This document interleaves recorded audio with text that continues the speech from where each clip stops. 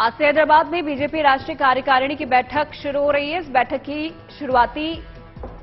शुरुआत पार्टी अध्यक्ष जेपी नड्डा के भाषण से होगी, जबकि समापन पीएम मोदी के भाषण से होगा। जानकारी के मुताबिक 2 दिनों तक चलने वाली इस बैठक में 2 प्रस्ताव पास किए जाएंगे, जिनमें पहला आर्थिक प्रस्ताव होगा, जिसमें देश की अर्थव्यवस्था को रफ्तार देने पर चर्चा की जाएगी, जबकि दूसरा वंशवाद की राजनीति के खिलाफ प्रस्ताव लाया जाएगा। तो वहीं तेलंगाना में पार्टी को जीत दिलाने पर भी खास रणनीति बनाई जाएगी।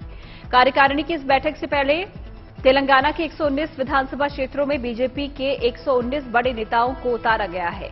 इतना ही नहीं, 3 तारीख को पीएम हैदराबाद में विजय संकल्प रैली भी करेंगे, जिसमें बीजेपी शासित राज्यों के मुख्यमंत्री और उप मुख्यमंत्री शामिल होंगे।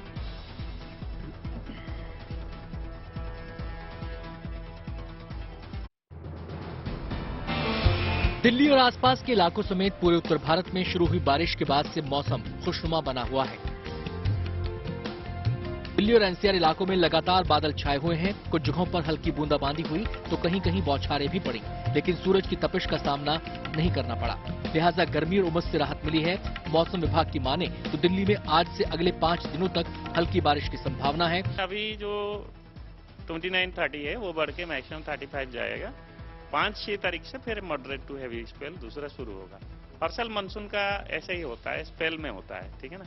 और ये अच्छा है कि जो रेनफॉल ओवरऑल इंडिया है वो इम्प्रूव हो रहा है। वहीं कुल मिलाकर तापमान भी बढ़ने के अभी आसार नहीं हैं। दिल्ली के साथ साथ हरियाणा, पंजाब और उत्तर भारत के दूसरे राज्यों में भी बारिश का इंतजार खत्म हुआ है। मानसून की पहली बरसात से हरियाणा के इलाकों में भी माहौल सुहाना हो चुका है। यमुनानगर में मूसलाधार बरसात के चलते पारा लुढ़क कर नीचे आ गया। असम की बाढ़ दर्द का दरिया बनकर सीने में जख्म की तरह चुभ रही है। घर बार को तबाह कर देने वाली ये बाढ़ जिंदगी पर भारी पड़ने लगी है। यही नहीं, हालात तो ये हैं कि घरों में फंसे लोग राहत की राह देख रहे हैं।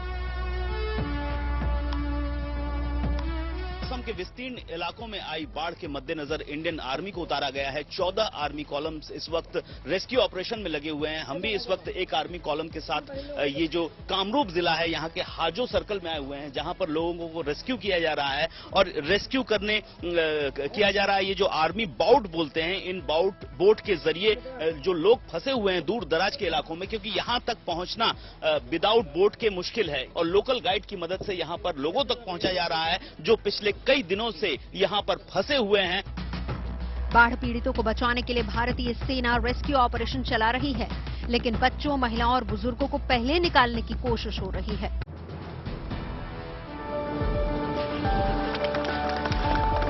देश के पहले यूएवी यानी मानव रहित लड़ाकू विमान का कर्नाटक के चित्रदुर्ग की एरोनॉटिकल टेस्ट रेंज से सफल परीक्षण किया गया। बिना पायलट के उड़ान भरने में सफल इस विमान की कामयाबी का सेहरा रक्षा अनुसंधान और विकास संगठन यानी डीआरडीओ को जाता है। रक्षा मंत्री राजनाथ सिंह ने autonomous flying wing technology demonstrator के सफल परीक्षण के लिए डीआरडीओ को बधाई दी है। डीआरडीओ के रिसर्च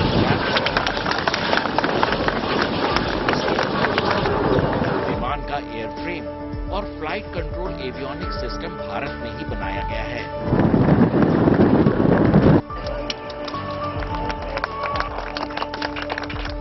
निश्चय ही रक्षा क्षेत्र में भारत का आत्मनिर्भर बनने के लिए ये एक बड़ा कदम है।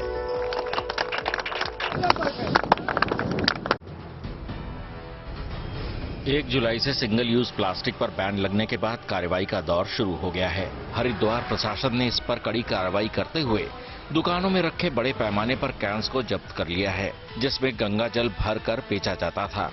कार्रवाई से दुकानदारों में नाराजगी दिखी, लेकिन प्रशासन का कहना है कि 10 दिन पहले से सिंगल यूज प्लास्टिक को हटाने के लिए ऐलान किया जा रहा था। 1 जुलाई से पूरा प्लास्टिक बैन हो चुका है और किन किन श्रेणी में प्लास्टिक बैन हुआ है वो भी उसकी जानकारी दे दी गई है। प्रशासन ने करीब 500 किलो प्लास्टिक के कैंस बरामद किए। प्लास्टिक के कचरे से होने वाले प्रदूषण को कम करने के लिए पूरे देश में 19 तरह के प्लास्टिक के सामानों पर पूरी तरह से प्रतिबंध लगा दिया गया है, जिसे बनाने में सिंगल यूज प्लास्टिक का इस्तेमाल होता था। इनका इस्तेमाल करने पर सजा का प्रावधान भी किया गया है। घर से सिंगल यूज प्लास्टिक मिलने पर 500 रुपए और संस्थान या कंपनी के द्वारा प्लास्टिक कचरा फैलाने पर 5000 रुपए का जुर्माना वसूला जाएगा। केंद्र सरकार नौकरी पेशा लोगों के लिए लेबर लॉ में 4 बड़े बदलाव करने की तैयारी में है, जिसका असर नौकरी पेशा लोगों की साप्ताहिक छुट्टियों से लेकर हर महीने हाथ में आने वाली सैलरी तक में नजर आएगा। श्रम और रोजगार मंत्रालय ने 4 लेबर कोड्स फाइनल किए हैं, जिन्हें लागू करने का जिम्मा राज्य सरकारों को दिया गया है।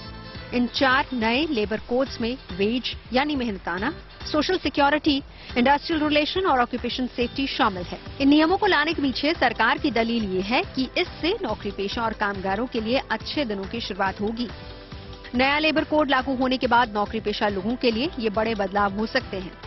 सबसे पहला ये है कि हफ्ते में वर्किंग डे को घटाकर 4 दिन किया जा सकता है, जिसके बाद 3 वीकली ऑफ मिल सकते हैं। 3 दिन का वीकली ऑफ लेने का मतलब ये है कि वर्किंग डे के दौरान आपको 12 घंटे काम करना होगा और सबसे बड़ी बात 180 दिन काम करने के बाद ही आप छुट्टी लेने के लिए योग्य हो सकते हैं। बची हुई छुट्टियों को साल के अंत में कैश करवाया जा सकता है। उत्तर प्रदेश के उन्नाव जिला जेल में हुनर की पाठशाला लग रही है। इस जेल में बंद महिलाओं को आत्मनिर्भर बनाने के लिए उन्हें व्यावसायिक प्रशिक्षण दिया जा रहा है। उन्नाव के जिला कारागार में महिलाओं को जरी, जरदोजी और चिकन कढ़ाई का प्रशिक्षण दिया जा रहा है। इन महिलाओं को प्रशिक्षण देने के लिए इन कलाओं में पारंगत कलाकारों को लगाया गया है। प्रशिक्षण के लिए हमने एक बाहर के व्यक्ति को बुलाया है, जो पिछले 17 जून से प्रशिक्षण में क्लास दे रहे हैं यहाँ पे।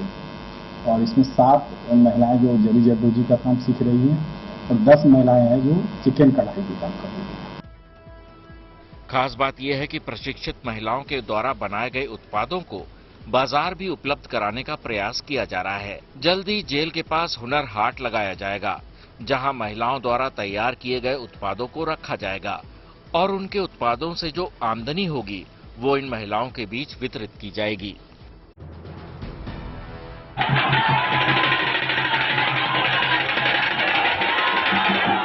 पुरी की तरह ही राजधानी दिल्ली में भगवान जगन्नाथ की भव्य यात्रा निकलेगी। दिल्ली के हौज खास विलेज में भगवान जगन्नाथ का मंदिर है, जहां बीते कई दशकों से भगवान जगन्नाथ की रथ यात्रा निकाली जाती है। बीते 2 साल में कोरोना महामारी के कारण ये यात्रा नहीं निकल सकी थी। पहली बार आई हूँ तो ये अच्छा है, मेरे पहली बार नाइस था। बहुत अच्छा लगा, हम पहली बार आए थे यहाँ पे और बहुत अच्छा लगा। मैं सब कुछ एक्सपीरियंस किया पहली बार। बहुत अच्छा लगा, बहुत मन था आके यहाँ पर रस्सी खींचने का, सुना हुआ था, बहुत अच्छा लगा। इतनी भीड़ के बावजूद भक्तों ने पूरी श्रद्धा से भगवान का रथ खींचा। यात्रा के दौरान Delhi police, paramilitary force, cantt ambulance और दमकल विभाग के कर्मी भी मौजूद थे। तो साथ ही मंदिर प्रशासन ने बड़ी संख्या में अपने कार्यकर्ताओं को भी यात्रा के इंतजाम में लगाया था।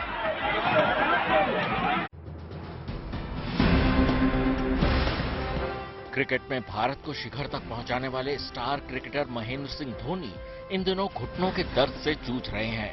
धोनी अपनी इस परेशानी को दूर करने के लिए रांची के एक वैद्य की मदद ले रहे हैं।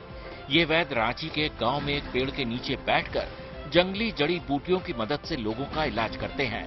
वैद्य बंधन सिंह खरवार के पास धोनी आम लोगों की तरह ही पहुंचते हैं और महज 40 रुपए देकर दवा की एक खुराक लेते हैं।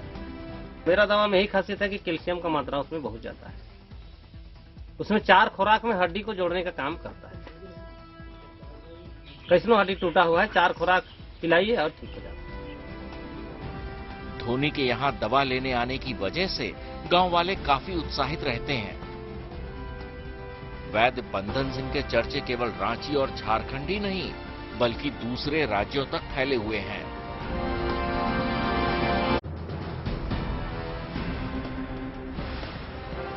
हिमाचल प्रदेश के बिलासपुर में धूमधाम से कल्चरल फेस्टिवल का आयोजन हुआ। समारोह में 7 राज्यों के लगभग 100 कलाकारों ने अपनी प्रस्तुतियां दी। पूरे कार्यक्रम में देश के अलग अलग राज्यों की लोक संस्कृति की झलक दिखाई दी।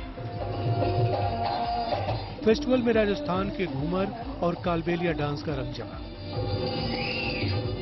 तो असम के बिहू और भोरताल के रंग भी दिखाई पड़े। इसके अलावा उत्तर प्रदेश से बरसाना की होली और मयूर डांस का प्रोग्राम भी हुआ।